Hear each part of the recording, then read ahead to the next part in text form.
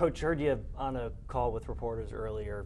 Could sense the frustration just about the maybe lack of competitiveness, competitive games recently, and the losses keep coming. Just wondering how is this eaten at you, especially since I know you've said this team can put a better product out there. Yeah, and so I thought 2 weeks ago we took a step forward. We lost in overtime to Denver, but I liked the fight, I liked the attitude, I liked all of those things of being in these competitive arenas, and then taking 3 steps backwards to a spot where knowing this is how we got to go to win the game. So losing the turnover margin, tackling battle, all the things that we know make for playing good football. So we were really disappointed in the performance that we threw, and so that's the emotion part of it, to say get back on track and like recalibrate, finding that north again, because that has to happen for us to play well. In playoffs out of the picture, we're in December. Do you feel guys are still in it, still motivated, or do you have to, or is that not the case? No, I do feel that they're absolutely in it, and that's why I was so unprepared for us not to throw a good game. Usually you can tell at practice the emotion of it. In the NFL, we practice way more than we play. So over the course of a year, you'll have over 100 practices, and then for those 17 regular season games to go play well. And so when you put the time and the effort in on the practice field, man, that has to carry into the game.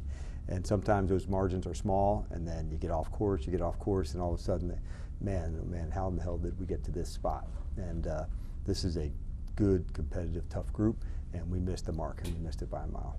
After the game Sunday, you were asked just about a sequence during the first offensive drive, or at the goal line, 2nd down, 3rd down, 4th down, pass attempts, all incomplete. And you said after the game, hey, if one of those hits, we're getting the praise. It didn't, so we're getting the criticism. But did you get a chance to go back and look at that decision making and just curious? Yeah, I think anytime you go back and it doesn't work, you want to dig in. You want to say, all right, what would you have done the same and what would you have done differently? And you want to go through the game plan. How does it look? Where do you go? We thought we had some good play choices, but as you know, like, it still comes down to execution. And our running game, that's one of our more physical parts of our game. We're going to continue to work hard at that. And those moments when you can go take your shot and make a play, that's a big deal. And so we don't hesitate, to look at it again and see what could we have done better. Since you've been calling plays on the defensive side, has that affected your ability to maybe keep an eye in game on everything that's going on the offensive side of the ball, or not? Sure, it has some effect, but Yeah. The good news is, like, you have to just spread some responsibility around, so you can't have your eyes on everywhere. But we wanted to make sure we could make that a focus to say, how can we do some things better? And we've got a strong staff that we can move people around into those spots, and so that's what we did. You actually led off the call earlier today talking about Zach Ertz, and you could just feel sort of the impact he had walking into that locker room, talking to the guys, and what they had to say about him. Just what kind of a loss is that? Yeah, it's significant for us as a ball player, but as a man as well. And so Zach was, for Adam and I, was the first free agent that we got to sign here, and it was important because of his standards. And when you don't coach somebody, you don't know that. But man, did he come through and more about elite habits and standards and how do you want to do things. And so he's been so impactful here. He's been important for Jaden. So yeah, this one stings for sure. And having Zach here to create some of these elite habits, like you don't get to that number of catches at tight end by not having elite discipline, and he has really helped us in that way. And I'm just curious, not saying that there was any ill will or that I think there was any ill will on that hit, but it's just the rule, has changed, right? If you hit him high, helmet to helmet's no good. Well, now, these hits are going lower. Is there a solution, or how? Yeah, that's, I think, the byproduct some of going lower. No, there was no malintent in any way.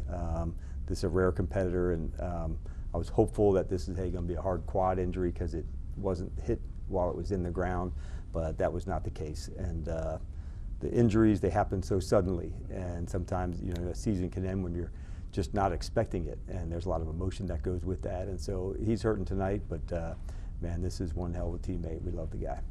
you said yesterday you pulled Jaden after he had fallen on his left elbow. Yep.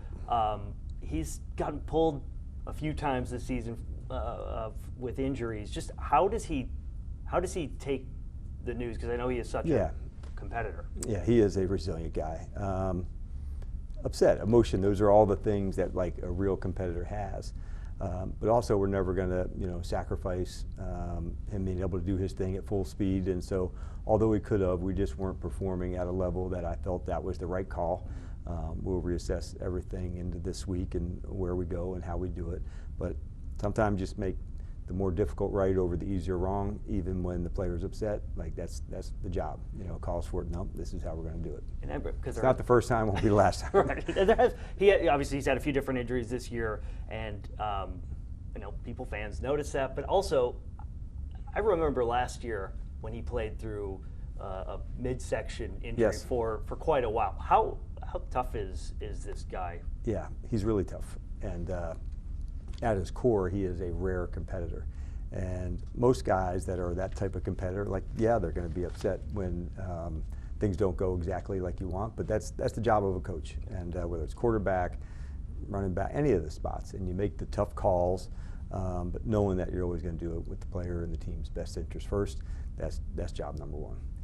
Bobby Wagner, another leader on this team, Walter Payton Man of the Year nominee. Yes. What does that honor, you think, just mean to him and the kind of leader he is? Yeah, I think it's just such a good representation. Bobby is such an impactful teammate, but he's also an impactful man off the field. And not just here in the DMV and other communities that he can make an impact. There's so much unseen work that goes into him behind the scenes of what he does. He's never one that wants any credit for this, but he is remarkable. I'm so fortunate that I got to coach him early in his career and again later in his career. And to see the development as the ball player was awesome, but to see the development as the man has even been more accomplished. And man, am I proud of him. Last 4 games, all NFC East opponents. Yes.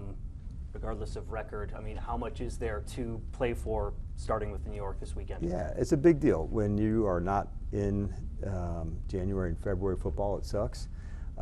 But having 4 consecutive division games, that's awesome. And to know, we may not be going in January, we're here.